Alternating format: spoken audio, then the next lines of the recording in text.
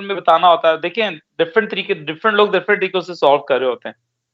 मैंने एक ही तरीका सिखाया है, वो ये है कि आपने बड़े वाला नंबर ऊपर रखना है, तो वो आपको पता चलता है कि एक एम्प्लीफिकेशन हुई है या अटेन्युएशन हुई है। वो तो जाहिर है आपको ऑलरेडी खुद पता चल रहा है कि अगर आपका सिग्नल जो है वो इनपुट सिग्नल जो शुरू में आ रहा है वो अगर बड़ा है और आउटपुट कम है तो इसका मतलब अटेन्युएशन हुई है। और अगर आपका रिवर्स है तो फिर इसका मतलब एम्प्लीफिकेशन हुई है। तो वो फिर हम एक में नेगेटिव साइन बाद में खुद भी लगा सकते हैं। पेपर में बंदा भूल जाता है ना अक्सर, अगर आप दो फॉर्मूलाज याद करें तो आपके जेहन में नहीं रहता कि हमने बड़े वाला नंबर ऊपर रखना है ना नीचे रखना है। तो एक ही रूल डिफाइन करें कि जो ऊपर P2 पावर है ना वो बड़ी, मतलब वो बड़ी वाली पावर आएगी, ठीक है। उसके बाद आप एनालाइज करें कि अगर इनपुट बड़ा है और आउटपुट छोटा है तो उसको अटेन्युएशन कहते हैं। तो आपने एक स्टेटमेंट देनी होती है कि सिग्नल अटेन्युएट हुआ या एम्पलीफाई हुआ है। और अगर आपका सिग्नल जो है वो आपको नजर आता है कि आपकी आउटपुट इनपुट से कम है तो अटेन्युएशन, अगर आपकी आउटपुट इनपुट से बड़ी है तो हम उसे कहते हैं एम्पलीफिकेशन। ओके, ठीक है सर। एक और क्वेश्चन आपने भेजा था मेरे ख्याल में, वो समझ आ गया था, वो जो मैंने बताया कि वो 0.01 वाला 110 के 1 था और 2.5 मिली वोल्ट से तो डिटरमिन दी वोल्टेज, वो समझ आ गया था क्वेश्चन? यस सर, वो आ गया था। Yes sir. इसका आंसर 30 है। और किसी को क्वेश्चन है तो पूछना, असरत, आहब, उस्मान, वजी, किसी को क्वेश्चन है या नहीं है? चलें हम आते हैं अब न्यूक्लियर फिजिक्स की मेन जो थीम्स हैं, मैं उस क्वेश्चन सबसे पहले इसमें आता है मास इफेक्ट डेल्टा एम। और डेल्टा एम होता है मास ऑफ रिएक्टेंट्स। अब रिएक्टेंट्स यहाँ पे रिएक्शन भी हो सकता है, या जो जैसे यूरेनियम का न्यूक्लियस है तो उसमें 235 न्यूक्लियॉन्स हैं, तो 235 न्यूक्लियॉन्स का जो मास है वो मास ऑफ रिएक्टेंट कहलाएगा। इसी तरह इसको मास में से माइनस करना होता है मास ऑफ प्रोडक्ट में से। तो ये हमेशा डेल्टा एम जो है ना वो पॉजिटिव निकलता है, तो mass of reactants minus mass of product. और अगर आपने यहाँ से बाइंडिंग एनर्जी निकालनी है तो बाइंडिंग एनर्जी का फॉर्मूला आपके पास होता है delta E is equal to delta mc square. So by using this formula you can find the binding energy. उसके बाद एक फॉर्मूला होता है, इसे कहा जाता है बाइंडिंग एनर्जी पर nucleon, BE divide by nucleon. तो ये जो डेल्टा एन का आंसर आपके पास निकला है इसको आपने डिवाइड करना होता है टोटल न्यूक्लियॉन से। उसके बाद एक फॉर्मूला है जो आगे यूज होता है, वो आता है अगर आपने बाइंडिंग एनर्जी रिलीज निकालना है तो बाइंडिंग एनर्जी रिलीज्ड का फॉर्मूला होगा, पेपर में ना समटाइम मास इफेक्ट नहीं दिया जाता, बाइंडिंग एनर्जी के फॉर्म में दिया जाता है। तो बाइंडिंग एनर्जी रिलीज्ड का फॉर्मूला होगा बाइंडिंग एनर्जी ऑफ प्रोडक्ट्स, क्योंकि प्रोडक्ट्स की बाइंडिंग एनर्जी ज्यादा होती है, binding energy of the products minus binding energy of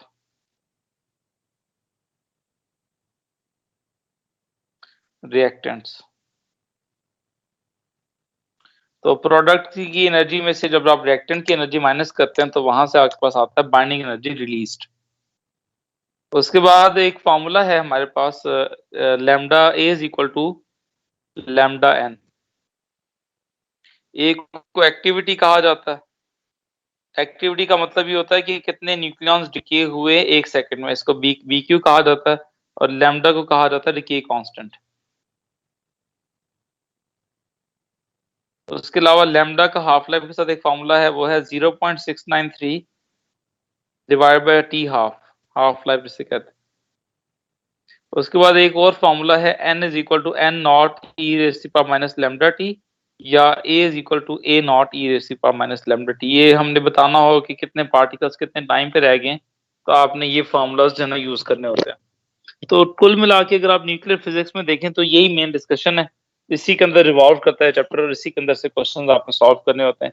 और इसमें एक कर्व आती है, यहाँ पे बाइंडिंग एनर्जी पर न्यूक्लियॉन दिया होता है और यहाँ पे इस तरह का ये कर्व बनता है। यहाँ पे न्यूक्लियॉन नंबर होता है, न्यूक्लियॉन नंबर को हम A से रिप्रेजेंट करते हैं, और यहाँ होती है बाइंडिंग एनर्जी BE पर न्यूक्लियॉन। और जो सबसे स्टेबल हमारे पास न्यूक्लियस होता है वो होता है फेरस का, Fe। तो मेन अगर आप समरी कह लें या छोटा सा आप शॉर्ट फॉर्म कह लें तो इस चैप्टर की ये फॉर्म बनती है। अब हम आते हैं इसके क्वेश्चंस की तरफ के, पेपर में से क्वेश्चंस किस तरह आते हैं और मैं कुछ मोटे मोटे क्वेश्चन जो अभी शॉर्ट टाइम में हम कर सकते हैं वो मैं करवा देता हूँ। बाकी प्रैक्टिस आप लोग खुद भी कर लें और जहाँ पे इशू आता है उनसे पूछ लें। तो मैं ये क्वेश्चन की पिक्चर भेज देता हूँ साथ साथ जो मैं करवा रहा हूँ, ताकि आपको आइडिया हो कि क्वेश्चन में सॉल्व कैसे करने हैं। तो लेट से मैं एक पार्ट सी जो है ना वो करवा रहा हूँ। एक क्वेश्चन का जो मुश्किल पार्ट है टेक्निकली, उसके मैं पिक्चर भेज रहा हूँ ग्रुप के ऊपर।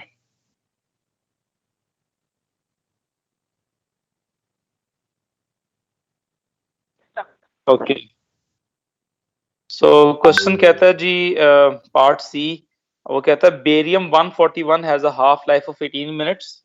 बेरियम जो है इसकी हाफ लाइफ जो है वो 18 मिनट्स है। और उसके बाद वो कहता है कि हाफ लाइफ ऑफ क्रिप्टॉन, एक हमारे पास और एलिमेंट है क्रिप्टॉन, उसकी है 3 सेकेंड्स। एक ही मिनट्स में गिवन है, एक ही सेकंड्स में गिवन है। वो कहता है estimate the time taken for the fission of the sample of uranium for the ratio of barium to krypton is approximately equal to 8। यानी कि number of particles of barium और नंबर ऑफ पार्टिकल्स ऑफ जो krypton है, ये ratio जो है ये 8 के इक्वल हो जाए, तो वो टाइम आपने बताना है कि वो टाइम किसके इक्वल होगा। और उसने कहा है कि शुरू में initially equal number of barium and krypton were produced. तो हमें बेसिक फॉर्मूला यूज करना है n is equal to N naught e raise to power minus lambda T.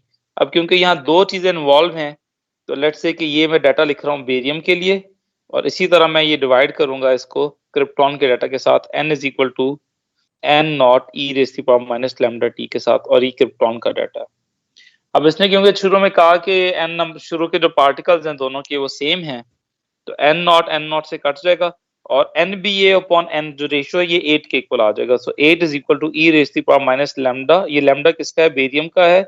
Time same होगा दोनों का, क्योंकि टाइम हमने वो निकालना है कि एक टाइम के बाद दोनों को जो पार्टिकल्स हैं उसका रेशियो 8 के इक्वल आ जाएगा, और e raise to power minus lambda krypton t. अब आपने यहाँ पे बेसिकली लैम्डा निकालना है। लैम्डा कैसे निकालेंगे? ये आपके पास इक्वेशन गिवन है, lambda is equal to 0.693 upon t half. अब क्योंकि ये टाइम हमने सेकंड्स में निकालना है, तो ये आपका हाफ लाइफ भी सेकंड्स में होनी चाहिए। तो जो बेरियम की हाफ लाइफ है वो बनेगी 18। एक मिनट में 60 सेकंड होते हैं, ये तो ऑलरेडी सेकंड्स में है। तो आपने 18 को 60 से मल्टीप्लाई करना। So once you multiply 18 by 60, तो दिस वुड बी 18 इंटू 60, ये बनेगा 1080। तो दिस वुड बी 1080। तो ये इक्वेशन आपके पास बन जाएगी 8 is equal to e raise to power minus 1080 t divided by e raise to power 3 t. अब ये -3 को आप ऊपर लेके जा सकते हैं, तो 8 is equal to e raise to power minus 1080। Sorry, ये मैंने थोड़ा सा गलत कर दिया यहाँ पे। ये तो हमने टी निकाला ना, हमने लैम्डा निकालना है। लैम्डा होता है 0.693 डिवाइड बाय टी हाफ। तो यहाँ पे पहले आप लैम्डा निकालेंगे 0.693। हाफ लाइफ जो बेरियम का है वो 1080 है, तो यहाँ से आप हाफ लाइफ निकालेंगे 0.693 डिवाइडेड बाय 1080। तो ये बनेगा आपके पास 6.42 इंटू 10⁻⁴। तो यहाँ पे इसको प्लेस कर दें, -6.42 इंटू 10⁻⁴ टी डिवाइडेड बाय, और जो क्रिप्टॉन है, क्रिप्टॉन का लैम्डा जो है वो 3 टाइम 3 सेकेंड्स है, तो 0.693 डिवाइड बाय 3, तो ये बनेगा 0.693 डिवाइड बाय 3, तो ये बनेगा 0.231। तो ये e raise to power minus 0.231 times t. तो अब ये एक्सपोनेंट की पावर जो है ये सेम है, तो हम जिस तरह एक्स रेज़ टू पावर 2 लिखा हो और एक्स रेज़ टू पावर 3 लिखा हो, तो पावर को ऊपर नीचे कर सकते हैं। तो बिल्कुल इसी तरह -6.42 इंटू 10 रेज़ टू पावर -4, और ये -2 0.223 वहां जाके प्लस हो जाएगा, तो ये +223 हो जाएगा। तो this will be written as 0.23035 t. अब आप दोनों साइड पे लॉग ले लें, log 8 बनेगा 2.07। 2.07 को आपने डिवाइड करना है 0.23035 के साथ, तो ये टी निकल आएगा आपके पास 2.07 डिवाइडेड बाय 0। आप कोई अपना क्वेश्चन नहीं पूछ सकते हैं आप, अगर आपको इस चैप्टर में कोई क्वेश्चन नहीं समझ आता तो you can always ask that question. T आपके पास निकल आएगा 9.0 second up to 2 significant figures, right.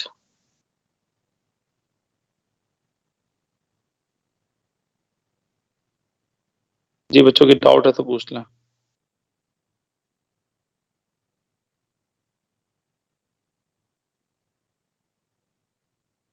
Clear to everyone? Okay, now I'm going to discuss another question. I'm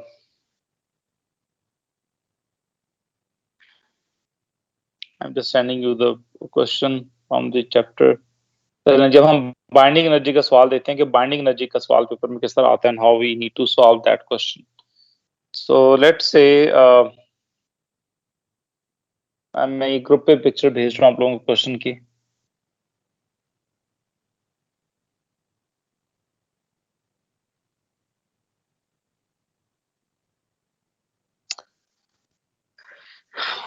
जी बच्चों किसी को डाउट तो नहीं, anyone who don't understand? Okay, now I'm going to move on. The next question says that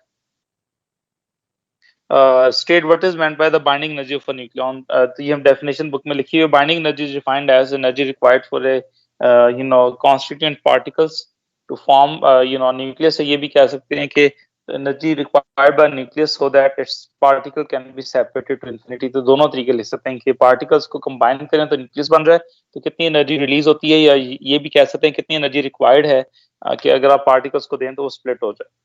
अब हम आते हैं जिस show that the binding energy of one is 930 mega electron volt. ये हम पहले भी डिस्कस कर चुके हैं।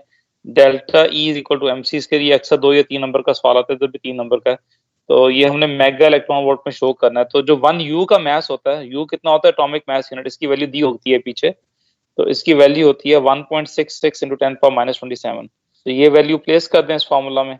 सो delta E is equal to 1.66 into 10 power minus 27 maths आ गया, और सी आपके पास है 3 इंटू 10 पावर 8, और इसका आप स्केयर ले लें तो आपके पास एनर्जी का आंसर जूल्स में निकलेगा। हमने इसको मेगा ईवी में चेंज करना है।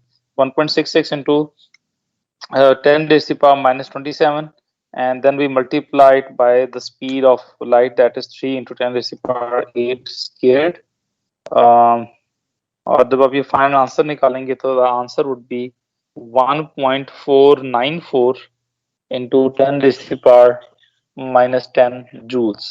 अब हमारे पास जो कन्वर्जन है वो क्या है, कन्वर्जन ये है हमारे पास that 1 mega eV electron volt, इसकी मैंने कन्वर्जन लिखवाई थी नोट्स में 1.60 into 10 raise to power minus 13 joules. तो यहाँ पे आपके पास आ जाएगा 1.494 इंटू 10 पावर माइनस 10, और यहाँ पे आ जाएगा x।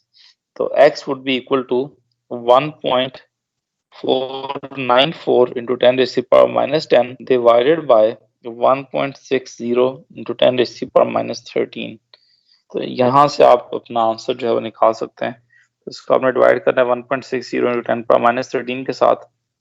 So the answer that I am going to get is 937.75।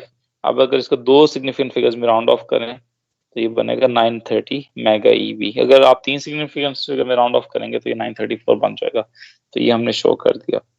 उसके बाद next part it says that इसमें एक टेबल गिवन है, data for the masses of some particles of a nucleus are given. ये हमारे पास एक डाटा जो है उसमें शो किया हुआ है। Use figure 8.1 and information B to determine in mega EV the binding energy of deuterium। यहाँ पे सिर्फ ड्यूट्रियम की बात हो रही है, हमने बाइंडिंग एनर्जी ऑफ ड्यूट्रियम निकालनी है। तो ड्यूट्रियम ये है H2 1। तो अगेन बाइंडिंग एनर्जी का फॉर्मूला होता है मास डिफेक्ट ना। तो डेल्टा एम हम निकालेंगे मास डिफेक्ट। अब again mass of products sorry mass of reactants minus mass of products आपने लिखना। अब इसमें रिएक्टेंट्स कौन से होंगे, ऑब्वियसली जो इसके न्यूक्लियॉन्स हैं, यानी कि एक प्रोटॉन और एक न्यूट्रॉन जो है ना वो, तो यहाँ पे इसका मास आ जाएगा 1.0073 प्लस 1.0087। ये हमारे पास मास ऑफ रिएक्टेंट्स आ गया, और जो प्रोडक्ट है वो जो न्यूक्लियस है वो इटसेल्फ है 2.0141। तो ये हमारे पास इस तरह मैथ्स इफेक्ट निकल आएगा 1.0073 प्लस 1.0087, इसमें से माइनस कर दें आप 2.0141, तो ये जो डिफरेंस आपके पास निकला वो निकला 1.9 इंटू 10⁻³ सॉरी ये केजी में निकला, यू की फॉर्म में निकला। ठीक है, अब हमने अभी थोड़ी देर पहले ये निकाला था कि जो यू है वो इक्वल है, अगर एग्जैक्ट वैल्यू देखी जाए तो ये बनती है 933.75, ये जो राउंडेड ऑफ वैल्यू नहीं थी, मेगा ईवी। तो आप डायरेक्ट भी कर सकते हैं। अब आपको ये नहीं कि आप फिर दोबारा से यू को चेंज करें, आप ऑलरेडी ऊपर वाले पार्ट में निकाल चुके हैं, इस रिजल्ट को आप डायरेक्ट यूज कर सकते हैं। सो 933.75, तो ये आपके पास बनेगा आंसर 1.8 मेगा ईवी। ठीक है, ये आंसर निकाल लिया। और उसके बाद next next part, binding energy per nucleon of zirconium, यानी कि बाइंडिंग एनर्जी निकालने के बाद आपने उससे भी डिवाइड करना है टोटल नंबर ऑफ न्यूक्लियन से।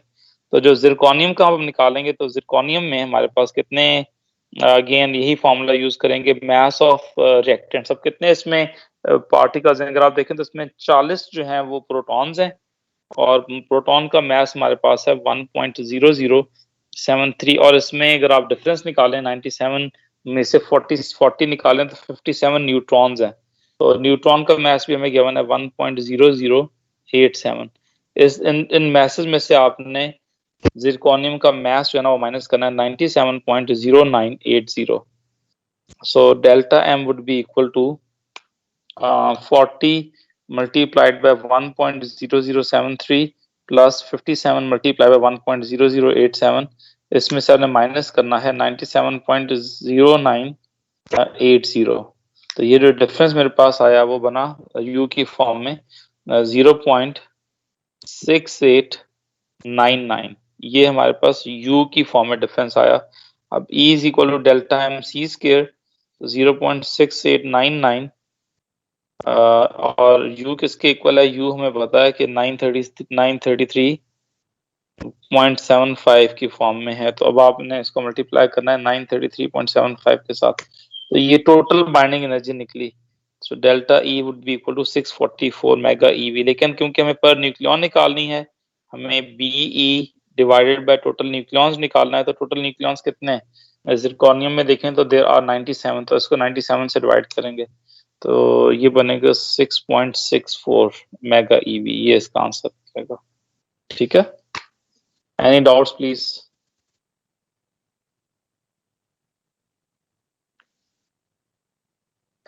चलें जी, अब एक और डिफरेंट को तरह का क्वेश्चन देख लेते हैं। हाँ, इसमें ज्यादातर कहानी जो है ना वो इसी तरह ही, वो क्वेश्चन मेजोरिटी इसी तरह के हैं। अब हम आते हैं नेक्स्ट क्वेश्चन की तरफ।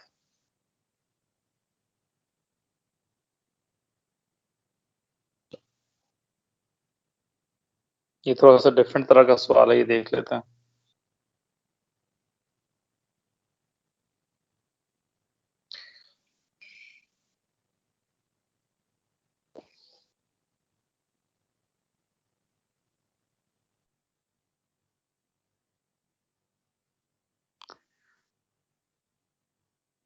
Okay, question says some water becomes contaminated with radioactive iodine. The activity of iodine of is 1 kg of the water is 460 becquerels, and the half life of iodine is 8.1 days. So define radioactive half life. Radioactive half life का मतलब ये है the time it will take for a radioactive material to reduce to half of its number of particles, यानी कि वो आधे आधे particles उसके रह जाएं, तो उसको हम कहते हैं हाफ लाइफ। ये डेफिनेशन अगर मैंने लिखवाई हुई है। उसके बाद calculate the number of iodine atoms and 1 kg of water. तो इसमें अगेन जो हम मोल्स का कॉन्सेप्ट है वो यूज करेंगे। आयोडीन का जो मास है वो है 131, तो 131 ग्राम जो है उसके अंदर पार्टिकल्स होते हैं 6.02 इंटू 10 पावर 23, जो एवोगाड्रो नंबर भी इससे हम कहते हैं। तो अब इसने पूछा 1 kg में कितने हैं, तो 1 ग्राम में कितने होंगे, 6.02 इंटू 10 पावर 23 डिवाइड बाय 131, और 1 kg में क्योंकि 1000 ग्राम होते हैं, तो 1000 ग्राम या 1 kg में आप पार्टिकल्स निकाल सकते हैं 6.02 इंटू 10 पावर 23 डिवाइडेड बाय 131, और इसको आप 1000 से मल्टीप्लाई करते हैं। So this would be 6.02 6.02 into 10 raised to the power 23 multiplied by 1000 divided by 131, तो ये बनेगा 4.6 multiplied by 10 raised to the power 24। ये हमारे पास जो आर्टिकल्स है ना ये बनेंगे नंबर। उसके बाद वो कहता है पार्ट 2 में कि an amount of 1 mole of water has mass of 18 ग्राम। ठीक है, क्योंकि वाटर H2O होता है तो उसमें 2 हाइड्रोजन और 1 ऑक्सीजन, तो 18 ग्राम जो है that is 1 mole. So calculate the number of molecules of water in 1 kg of water by the number of atoms of iodine in 1 kg of contaminated water. तो पहले तो आप 1 kg के पार्टिकल्स निकाल लें कितने जो पार्ट में 1 kg में कितने पार्टिकल्स होंगे। अगर आप 1 kg के पार्टिकल्स निकालते हैं तो 18 ग्राम ऑफ वाटर में होगा 6.02 into 10 power 23 मॉलिक्यूल्स। 1 ग्राम में होगा 6.02 into 10 power 23 और 118 और 1000 ग्राम में मैं 3 मल्टीप्लाई कर रहा हूँ तो 1000 ग्राम में हमारे पास पार्टिकल्स ऊपर वाली वैल्यू हमारे पास आ गई है जो आप न्यूमरेटर की वैल्यू है। So that is 6.02 into 10 raised to the power 23 and then we multiplied by 1000 divided by 18, ये बनेगा 3.34 into 10 raised to the power 25। अब वो कहता है कि the activity of iodine in 1 kg of water is 460 BQ। तो अब हमें एक्टिविटी गिवन है तो हमें नंबर ऑफ पार्टिकल्स निकालने हैं। तो फॉर्मूला हमारे पास है, अब इस आंसर को हमने याद रखना है, इसको मैं इक्वेशन 1 कह देता हूँ। अब हमारे पास फॉर्मूला होता है A is equal to lambda n। तो एक्टिविटी गिवन है 460 उस वाटर में जिसमें आयोडीन प्रेजेंट है और आयोडीन का जो लैम्डा है वो है 8.1 डेज। तो लैम्डा कैसे निकालते हैं अगेन क्योंकि जो एक्टिविटी बैकवर्ड्स में है तो लैम्डा जो है या जो हमने हाफ लाइफ लेनी है वो सेकंड्स में होनी चाहिए। तो 0.693 डिवाइडेड बाय यहाँ पे हमारे पास क्योंकि फॉर्मूला होता है lambda is equal to 0.693 upon half life, तो ये बनेगा 8.1 और डेज को आप चेंज करेंगे, एक दिन में 24 घंटे होते हैं, 60 मिनट होते हैं हर घंटे में और 60 मिनट होते हैं। तो यहाँ से आप n निकाल सकते हैं कि आयोडीन के पार्टिकल्स हैं कितने। तो 460 multiply by 8.1 into 24 into 60 into 60 divided by 0.693, तो ये आपके पास पार्टिकल्स निकलते हैं एंड ये वो पार्टिकल्स हैं जो कि 1 kg कॉन्टेमिनेटेड वाटर में पड़े हुए। तो ये निकलेंगे 465 into 10 per 6। ये आंसर नंबर 2 है। अब इन दोनों आंसर्स को आपने डिवाइड करना है क्योंकि इस पार्ट में हमें पानी के पार्टिकल्स चाहिए थे और कॉन्टेमिनेटेड वाटर के पार्टिकल्स चाहिए थे। तो 3.34 into 10 power 25 को आपने डिवाइड करना है इस आंसर के साथ 465 into 10 raised to the power 6 के साथ। सो 3.34 into 10 raised to the power 25 तो आपने डिवाइड करना है 465 into 10 raised to the power 6 के साथ। तो ये रेशो निकलेगी 7.2 into 10 power 6 16 के करीब ये रेशो है। और उसके बाद next part it says part C, an acceptable limit for the activity of iodine in the water is set to be 170। ये हमारी acceptable range है। तो calculate the time in days for the activity of contaminated water to be reduced to this level। तो वही formula जो भी हम discuss किया था A is equal to A not E raised to the power minus lambda T. तो 1 kg में कितनी होनी चाहिए 170, लेकिन है कितनी जो वो है 460। तो एक्टिविटी 170 होनी चाहिए थी लेकिन है एक्टिविटी 460। तो यहाँ से हम इस फॉर्मूले को लगा के वो निकाल सकते हैं। अगेन अब हमें लैम्डा दोबारा निकालना पड़ेगा 0.693, लेकिन यहाँ पे जो हाफ लाइफ है टी हाफ वो मैं डेज में पुट कर रहा हूँ क्योंकि आपको टाइम भी डेज में निकालना है। तो अब वो आपकी मर्जी है, अगर आप सेकंड्स में निकालना चाहें तो टाइम आपका सेकंड में निकलेगा, फिर डेज में कन्वर्ट कर लें, या अभी अगर आप डेज यूज कर रहे हैं तो ये जो टी निकलेगा वो आपका डेज में निकलेगा। So 170 upon 460 is equal to e raised to the power minus 0.693 divided by 8.1 और आगे t आ जाएगा। अब आप इसको डिवाइड कर लें दोनों साइडों पे लॉग ले लें। So ln 170 divided by 460 is equal to e raised to the power minus 0.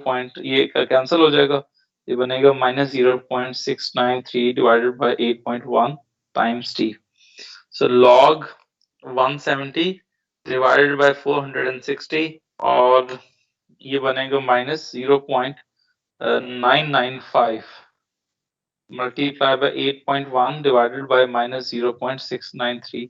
ये टी के इक्वल हो जाएगा, तो इसको 8.1 से मल्टीप्लाई करते हैं, डिवाइड करते हैं -0.693 के साथ, तो ये 11.6 बन जाएगा इसका आंसर।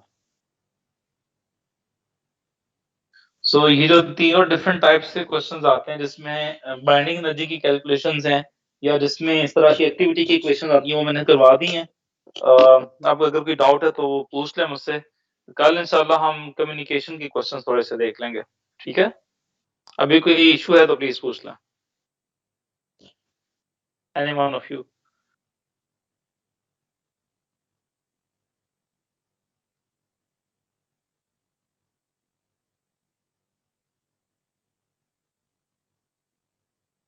कौन से क्वेश्चन? सारे क्वेश्चन गो थ्रू कर दूं?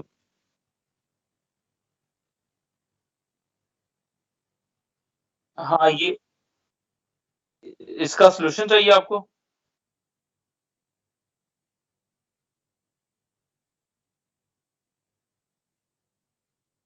ये देख लें,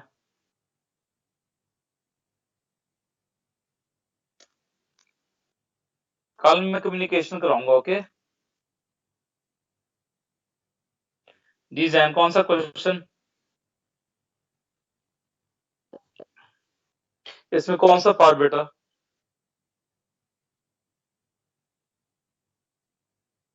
ठीक है जैन बेटा, कौन सा क्वेश्चन, कौन सा पार्ट इसका? सर पार्ट सी करवाते हैं। पार्ट 1 हो गया था, ग्रेडियंट निकाल के ना आपने एक्टिविटी निकालनी, ठीक है? ठीक है। ग्रेडियंट कैसे निकालते हैं? एक स्ट्रेट लाइन ड्रॉ करते हैं, टेंजेंट। अच्छा, उसके बाद वो कहता है part C, a sample of different radioactive isotope has an initial activity of 4.6 into 10 power 3 becquerels. The sample must be stored safely until the activity is reduced to 1.0 into 10 power 3 becquerels. The decay constant of the isotope is 5.5 into 10 power minus 7. The decay products are not radioactive. Calculate the minimum time. So ये तो simple सा question है। A is equal to A naught e raised to the power minus lambda t.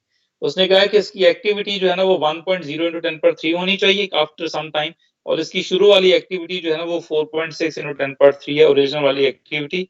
और decay constant भी उसने दे दिया आपको, decay constant lambda को ही कहते हैं। तो 5.5 into 10 raised to the power minus 7। अब रिमेंबर, क्योंकि आप पर सेकंड यूज कर रहे हैं तो टाइम भी आपका पर सेकंड में निकलेगा।